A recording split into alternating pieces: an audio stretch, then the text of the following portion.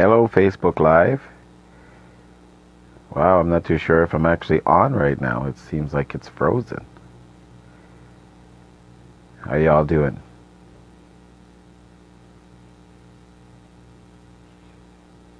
Alexis, Sid, how you doing? Blessings, blessings, blessings. How are you? Good to see you. Thanks for tuning in.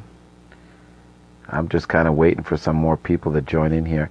I have a powerful word to drop in your spirit. Just trying to see what's going on down bottom here. Oh, I guess I could. Oh, that's what this thing is for. I didn't know that. Well, look at that. You could actually invite people to come in. I didn't know that. Haha. I just learned something new about Facebook Live. Everybody that's ever come on board to a video, you actually can invite them. So that's what I'm doing right now. I'm just inviting them. I had no idea I could have done this before. I just learned something new. Isn't that powerful? The power of... There you are. So Alexis, can you answer me a question?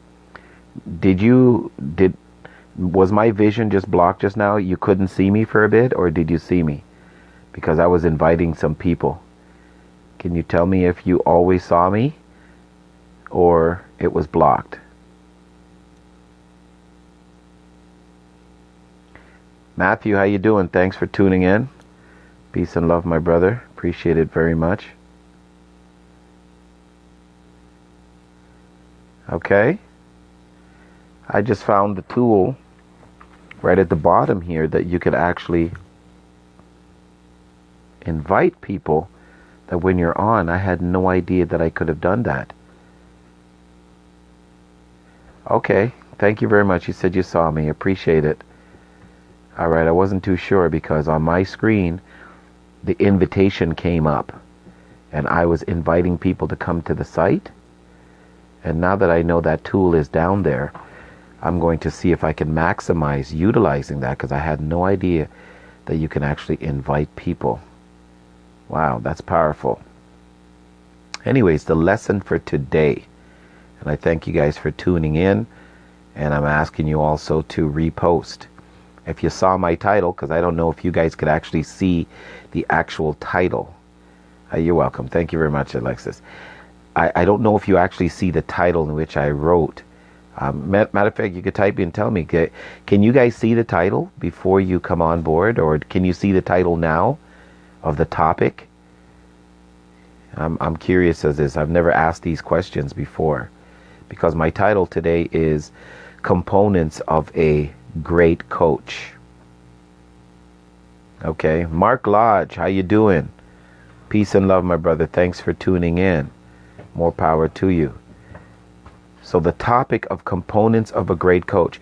Personally speaking, guys, coach is, mentor, coach, whichever title that you want to go by. How I kind of break it up, where a mentor is somebody that takes you on and gives mentorship to you, but doesn't charge. A coach, in the other hand, now he does it to be paid. I'm a coach. I do it to be paid. This is my giftings. These are my skills. So I've learned how to monetize my gift and my skills, and very comfortable now of talking about it. It was challenging at first because, it's something that you love to do and it's something that you do freely, right? And so it was, like really, but it's a need. It's a profession. It's a career. And so that's the first thing I will tell you guys. When you step into your element of purpose, you can't be bashful. You can't be shy about being rewarded for it financially, because there are people right now that are working for companies that they don't like to be rewarded financially. Can you imagine that? Yeah, it's a majority of people out there. I hear different numbers from different times, but I actually met a young lady that did a research recently, and she told me 71%, and I said I would go with that because I was going with the number 85% before of people don't like the job that they do. But I'll work with the 71%, not a problem. Napoleon Hill, in his book, when I read his book, he had a number as high as 95%. And you could understand that was way back in the days in Napoleon Hill. So those numbers could be legitimate back in his days. We're talking in the 1940s, 1930s, right? So, hey, but nonetheless, 71% of people don't like the job that they do. And so they're having challenging findings. So there's a need for coaches. There's a need for Jackie Samuels. How you doing? I saw you tuning in. I appreciate you joining us right now. We're just talking about the topics of the components of a great coach. And so there are many different things I do consider that one needs to possess to be a great coach. But this morning I really got some inspiration to really select what I consider, this is my opinion, what I consider the top 5 things. Y'all might want to get a pen and paper because, hey, I'm not saying that you need to look at me as your coach. Yes, I would love to take you on as a client, but in the long run, you need to find somebody that you mesh with. That's very important, that there has to be a commonality and harmony. And just to also let you all know, I don't take on every student. No, if I'm working with a student and he refused to listen to the direction, there's only a few times I'll give the opportunity. Then if they don't, I cut them loose. And I have cut clients loose, just to let you know that, right? That you are, my friend. You're calling. Okay, I'm reading what you're writing there, Jackie. Thank you very much. It's been a long time since we've seen each other, Jackie, so we got to hook up, girl, and just catch up. Charles D. Waterman, thank you very much for tuning in. I appreciate it. I'm just about to start my list. Just did the preliminaries, and the topic today is components of a great coach. Okay, and guys, just to let you know, I got the inspiration just this morning. Okay, and so you can see the paper I'm actually reading from. I don't normally read from paper. I don't. I memorize my information, then I just spit it out. But like I said, I just wrote this morning, and so I got some jot notes down of things. And this is my top 5. So number one is faith. The components of a great coach. And this stems from faith in a higher power and also faith in others. Or you want to say the word belief in a higher power or belief in others. You have to believe in people, plain and simple. It's the human condition, guys. That's the number one thing that we established, that the universe established, is connectivity. It's relationship. And so you got to believe in people. Now, where does faith in God come in? Because that's the source of everything, right? I do feel sorry for those people who do not believe in God.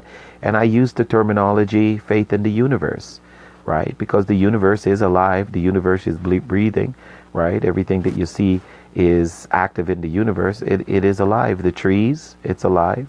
It's in the universe. All of these components that creating oxygen for us to breathe, right? It's alive. Now, I happen to know the name of the individual that created the universe. But if you haven't got there yet, that's fine. I can work with you, right? So I use the terminology faith in the universe. And I could qualify and explain that in depth. I can't do it right here, right now. But that's number one. I'm going to list them in the top 5, guys. That was number 1. Okay, number 2. Number 2 is harmony. Okay? Harmony. Synergizing. Okay? 3 components of this now for harmony. Is a harmony with God, or once again, harmony with the universe. You have to understand there's negative and positive polarities. And the universe is going in a certain direction. If you fight against the universe, therefore then you're in a negative polarity. Okay, you got to be positive. You got to be one with the universe. Little simple thing as don't litter. It sounds very simple, guys, but if you just finish your ice cream sandwich or your nutty cone and you throw that wrapper on the ground, you're not in harmony with the universe, because that wrapper is going to cause some damage. If everybody did that, what's it going to cause? I mean, let's look at it, right? And then of course, we could get into talking about the big picture of, what are the things that we do in the universe, right? Because right now we're destroying the very planet that we live in. So we need to look more to that natural energy, right? Green energy. Let's be in harmony with it. Okay, so the next thing there, you got to be in harmony with self. And when I talk about harmony with self, it breaks into three categories once again, because you have a physical man, you have a mental man, and you have a spiritual man. And you need to be able to harmonize with those three components of man. There's a whole lot of people that spend time developing themselves mentally, but then they let themselves go physically and they're 50 pounds overweight. And that's going to affect every other component of man. So that's why I say be in harmony with yourself. Okay, take a look at your body weight and ask yourself, do you need to lose some weight? And let's get to losing it. Now, of course, the invisible man, which is your spiritual man. Okay, and then the third component for the number 2 is harmony with others. Okay, no man is an island. You're not here by yourself. You're not here for yourself. You are here for others. So that means you're supposed to be looking to empower other people. That's what I'm doing. Okay, I'm helping people with my giftings to empower them as well. Okay, so that's number 2. Number 3, and I love this, guys. I love this. I learned a lot from Zig Ziglar, and I just imprinted inside of me. Positive attitude, that's number 3. Okay, and here's my little quote. Positive vibration equals positive results. Plain and simple. The law of cause and effect. Okay, so people do better and produce more with positive attitude.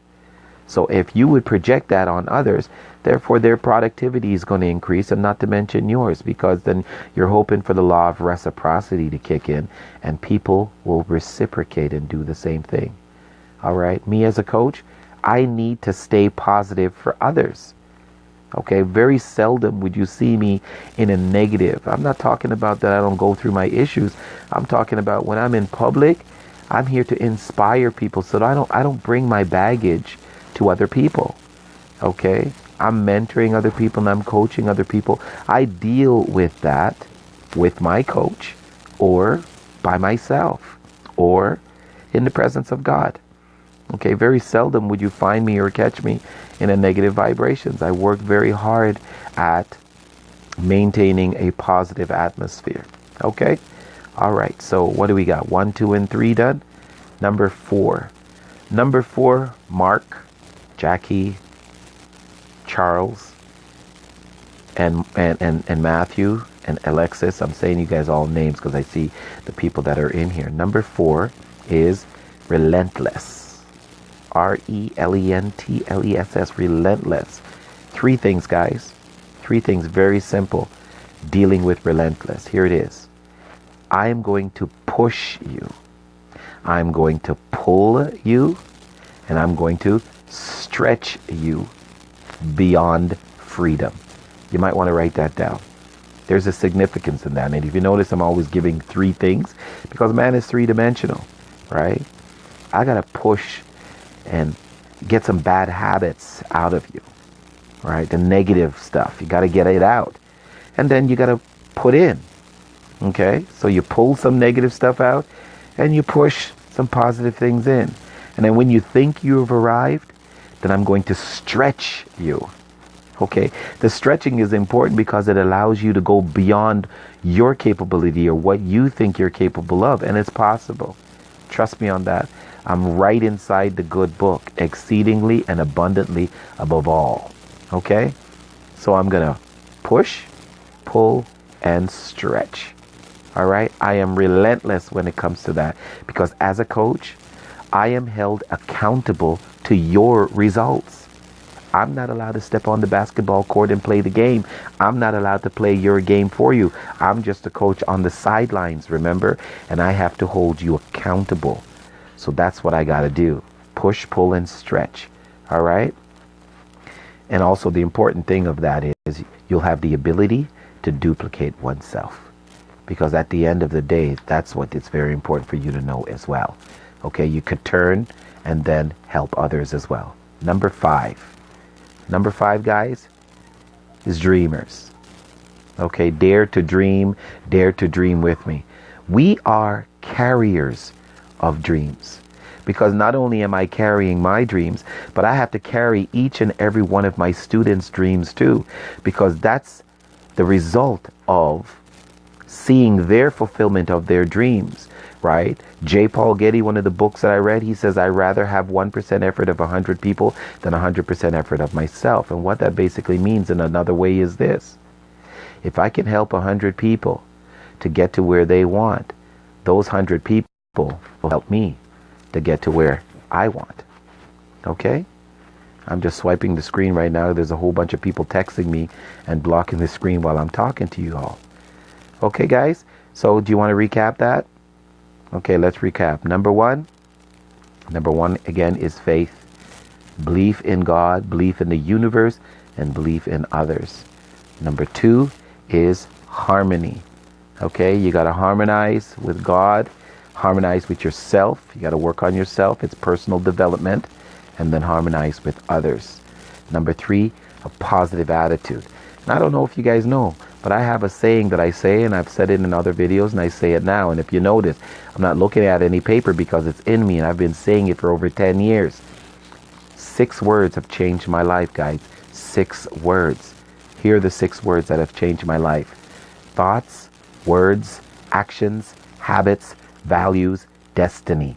Those 6 words have changed my life because Zig Ziglar put it in something called a philosophy of life. Keep your thoughts positive because your thoughts become your words. Keep your words positive because your words become your actions. Keep your actions positive because your actions become your habits. Keep your habits positive because your habits develop your value system, and keep your values positive because it leads you to your destiny. Yes, that's changed my life, guys. I live and breathe that. And now I got a new title to share with you guys. It's going to be on my new business card. I wanted something that I consider to be unique, something that speaks to who I am, my identity, because I am a masterpiece. And here it is, guys. On my new business cards, you're going to see my title, my new title. And it is this: Director of Destiny. How's that sound to you guys? Come on, give me some thumbs up or some love. Do you guys like that? Director of Destiny. Because that's what I really see myself. I'm going to help people to find their purpose. Thank you for the love. Thank you for the love. All right, so that's it, guys. That's the end of my video today. All right, please share this information. Remember my book launch date. Book out Friday, October the 28th or October the 29th for Brampton. Brampton is on the 29th, 300 people, and 600 people in the Toronto location. That's going to be at Jane and Wilson. We're designing the flyer now as we speak, but I'm asking you to book out those days because I need to see you guys there. I need your support. I have 3 other speakers lined up with me as well, and we're just going to have an awesome time. I have a spoken word artist. Her name is Destiny. Yes, Destiny Henry is going to be doing some spoken word, and her younger sister Danielle is going to be singing some awesome songs. I'm not going to tell you what the songs are. You all got to show up, and you're going to have a fantastic time. Guys, I'm going to tell you right now, when you come with your cups empty.